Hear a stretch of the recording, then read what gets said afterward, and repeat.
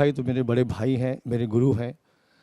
और फिर भी आज एक बार फिर उनकी बातें जानकर वो जो उनके अनुभव उन्होंने हमारे साथ शेयर किए हैं, जितनी बार भी मैं सुनता हूँ हर बार मुझे नया लगता है। ये सब मैंने उनसे पहले भी सुना हुआ है, लेकिन वो एक ऐसे इंसान है कि अपनी बातों से वो हमें उस दौर में ले जाते हैं कि जो हमने देखा नहीं है, लेकिन उनके शब्दों के ज़रिए हम उस दौर को एक्सपीरियंस कर सकते हैं। तो ये जो अनुभव करके जो कार्यक्रम है जो हरि जी ने शुरू किया है वृंदावन गुरुकुल में, ये एक ऐसा है कि यहाँ पे हमें महान महान बड़े बड़े कलाकारों को बैठ कर के सुनकर उनके अनुभवों से हम उस दौर में चले जाते हैं जहाँ हम सोचते हैं और हमें ये महसूस होता है कि उन्होंने रियाज़ कैसे किया होगा, साथ संगत कैसे की होगी, और अमेजिंग एक्सपीरियंस मिलता है हर बार। यहाँ पे मैंने किशोरी जी को सुना है, मैंने एन राजम जी को सुना है, आज जाकिर भाई को भी सुना।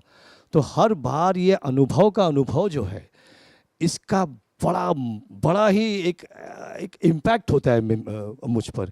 और मैं भी खुद एक कलाकार हूँ, तो मैं फिर सोचने लग जाता हूँ कि इनके अनुभवों से मैं क्या कर सकता हूँ। आंखें खोल देते हैं ये लोग इनके शब्दों से, और मैं बहुत बहुत शुक्रगुजार हूँ हरि जी का कि उन्होंने ये इस तरह का एक इंटरेक्शन ऑडियंस और आर्टिस्ट के बीच में शुरू किया है। Thank you very much. मुनाफा जी कुछ बोल रहे हैं। हाँ जी, मुझे बस एक बहुत इच्छा है, मेरी चाहत है कि आपके बारे में आपसे एक बात जाननी है। मेरे बारे में? जी। मेरे बारे में मुझे ही पता नहीं है। नहीं, सच में हम लोग बहुत I am a work in progress भाई। उसी सिलसिले में कि आपने फिजिकल रियाज कितना और कैसे किया है और कब किया है, क्योंकि ऐसा जो तबला आपका हमने इतने सालों से सुन रहे हैं जो बजता है, टचवुड अमेजिंग, ऐसा सुनाई बहुत कम देता है कि इस तरह का। तो आपने फिजिकल रियाज क्योंकि सुना है आपने 2 चिल्ले किए हैं एक टाइम पे, और जैसे हरि जी को हम लोगों ने देखा। मतलब आपने तो काफ़ी बैठ के 40 दिन तक चिल्ला मेरा सुना? आपने चिल्ला किया ऐसा सुना। जी, तो आपके रियाज के बारे में। Physical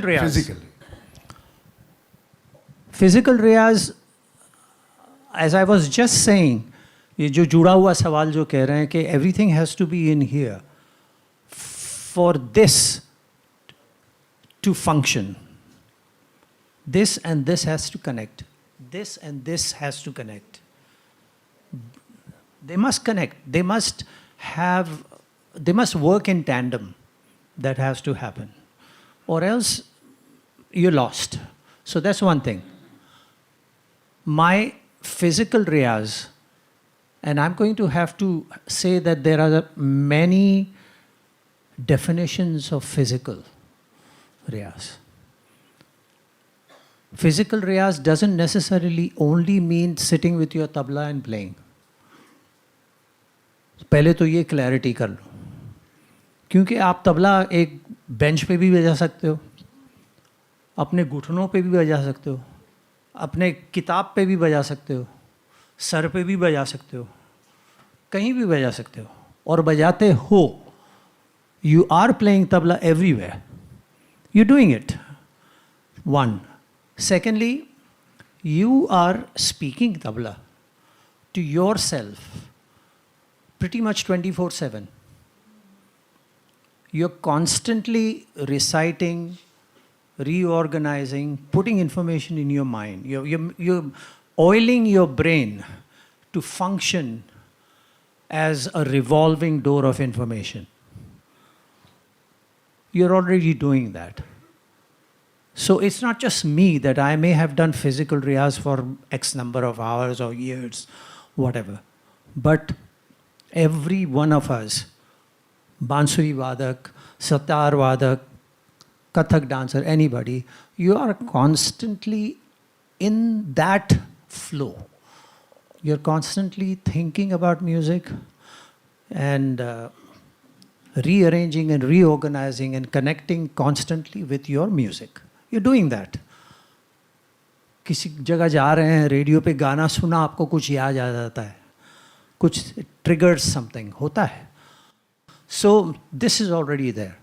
Regarding me, physical riyaz, again, sitting behind my father and listening to him accompany somebody, and that tabla sitting in my lap. I don't know how many hours I kept banging on the cover of that tabla, aping. And that aping once led to the point where my father moved away and put me on the tabla, and I accompanied Ali Akbar Khan Sahab when I was 7 years old for about 20 minutes. So, when I was young, I mean, we had to go to school, obviously. So, school से आए, थोड़ी देर तबला बजाया, दोस्त आ गए, भाग गए बाहर, वापस आए, फिर तबला बजाया, फिर खाना वाना खाया, जो भी है, चाय वाय पी, फिर तबला बजाया, फिर बाहर भाग गए, फिर आके फिर तबला बजाया.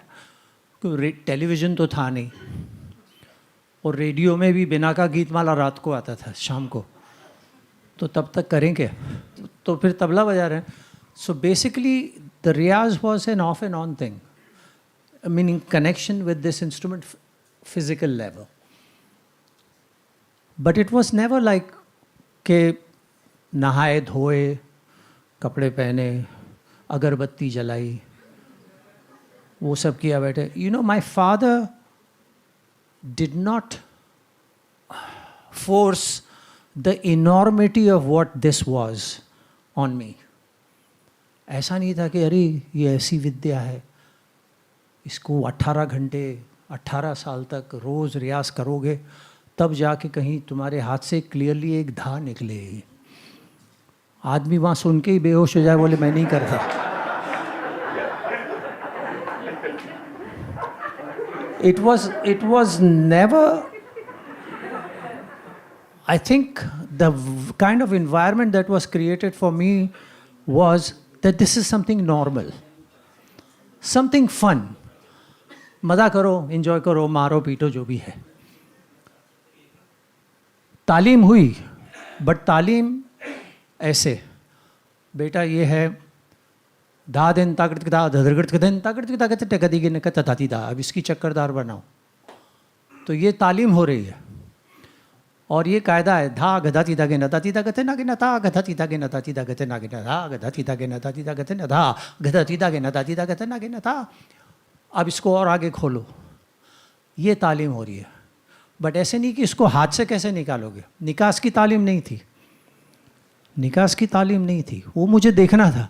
और फिर उनके शिष्यगण विनायक इंगले वगैरह सब ऐसे बजा लो, ऐसे बजा लो. लेकिन मेरा जो था बजाना, I was not trying to just play the composition, I was trying to sound like him. So in doing so, I had to develop my own way of addressing the tabla. Because my hands were about 4 times thinner than his. They didn't, I mean, उन्होंने मतलब आलू मूली के पराठे और बड़े बड़े गिलास लस्सी के पी के और सरसों के साग और घी खा के जो उनके हाथ थे वो हमारे बन नहीं सके. तो उतना वज़न कैसे लाया जाए, क्या किया जाए. तो developing, and that is why I have to say he did not create a situation where I had to be afraid of touching the instrument. He did not create a situation where it was like कोई बहुत बड़ा पहाड़ चढ़ना है. It was more like I'm going to have fun with this thing. This is a friend. I'm going to enjoy myself. And I will do it when I feel like doing it. It wasn't like कि भाई उठ के नहा धो के बैठ जाओ और 4 घंटे रियाज करो, चाहे तुम्हारा दिमाग इसमें लग रहा है या नहीं लग रहा है. ऐसा नहीं था. Whenever I felt connected, I did it. Because you will notice that when you are practicing, after a certain amount of time, your mind starts to wander. It moves. You're starting to think of other things, or other things are creeping into your mind, and you can see things happening. So, what naturally happened with me is that if I was playing for 20 minutes, half an hour, 30 minutes, I knew exactly what I was doing. I knew exactly what I sounded like. I knew exactly what I was doing wrong or right or whatever. And then when my mind started to wander, I left and went off somewhere else. So every time I played the actual instrument, the interaction, the connection with the instrument was 100% there. So I firmly believe that is an hour of that is about as good as 10 hours of physical practice. So keeping that in mind, I cannot imagine that I played more than maybe 2.5 hours a day maximum. Maximum. But through the day, I mean, my teachers used to put me outside the class in school. I'm sure their school in St. Michael's High School, they still have the benches with some indentation in it. I played those benches so hard. But that was fun because those, they open like this, you put the books inside, close it. So they were hollow. And because they were hollow, they had a good sound.